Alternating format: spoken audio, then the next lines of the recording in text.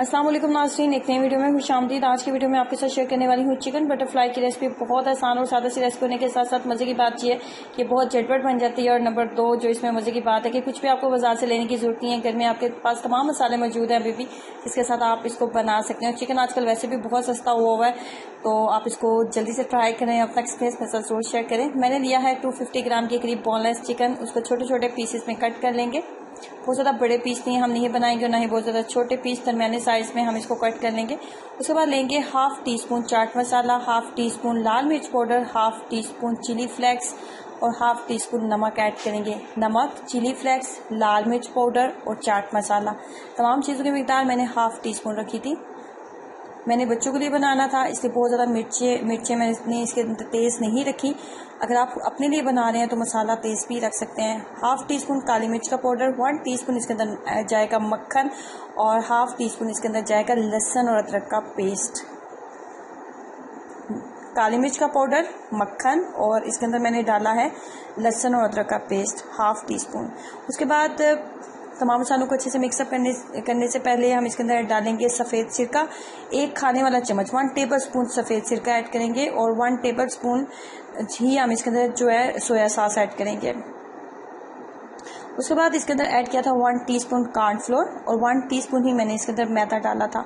Cornflour इसको extra spicy बनाएगा और मैदा मैंने इसलिए डाला था क्योंकि हमने सफ़ेद सिरका डाला और सोया सॉस डाला, तो ये थोड़ा सा पतला हो गया था, तो मैंने इसको थिक करने के लिए ये दोनों चीज़ें भी इसके अंदर ऐड की हैं।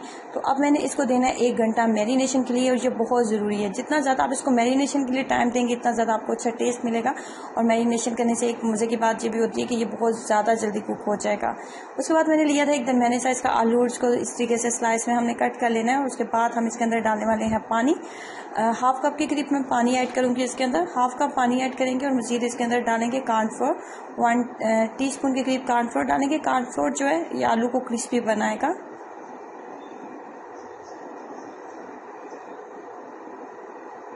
अच्छे से मिक्सअप कर लेते हैं। उसके बाद लेंगे आलू का एक स्लाइस और उसके अंदर हम जो चिकन का मैरिनेशन के लिए हमने चिकन रखा हुआ था वो हम लेंगे और इस तरीके से हम इसके अंदर फोल्ड करते जाएंगे और टूथपिक की मदद से इसको इस तरीके से अच्छे से बंद कर लेंगे ताकि जब हम इसको फ्राई करें तो ये खुले ना। अगर आपने चिकन को मैरिनेशन के लिए 1 घंटा दिया है तो फिर तो ये फौरी तौर पे बन जाएगा। अगर आपने इसको मैरिनेशन के लिए टाइम नहीं दिया फिर भी बन जाएगा, लेकिन फिर वो इतना नरम नहीं बनता। तो इसलिए मैरिनेशन के लिए आप इसको ज़रूर टाइम दें ताकि तमाम मसाले इसके अंदर चले जाएं और जब आप इसको खाएं तो आपको सही से बहुत मज़े वाला टेस्ट इसका मिले। आप भी घर में बच्चों के लिए इसको बनाएं। मैंने अपने बच्चों के लिए इसको बनाया था और उन्हें बहुत पसंद आई थी ये रेसिपी। उसके बाद कुकिंग ऑयल या घी का इस्तेमाल करते हुए जब एक दफ़ा कुकिंग ऑयल या घी बहुत अच्छे से गर्म हो गया तो फ्लेम को लो कर दें। बहुत ज़्यादा हाई फ्लेम के ऊपर इसको ना बनाएं। बस मैंने लो फ्लेम के ऊपर इसको अच्छे से बनाया था ताकि चिकन अंदर से अच्छे से कुक हो जाए। और फाइनली ये बिल्कुल रेडी हो गया और केचप के साथ या फिर ग्रीन चटनी कुछ भी आपके पास मौजूद है तो उसके साथ आप इसको एंजॉय करें। अपने बच्चों को ज़रूर बना के दें, आपके बच्चों को ये रेसिपी बहुत पसंद आएगी। तो ज़रूर ट्राई कीजिएगा और अपना एक्सपीरियंस ज़रूर शेयर करें। वीडियो को लाइक करना और चैनल को सब्सक्राइब करना मत भूलें। अल्लाह हाफिज़।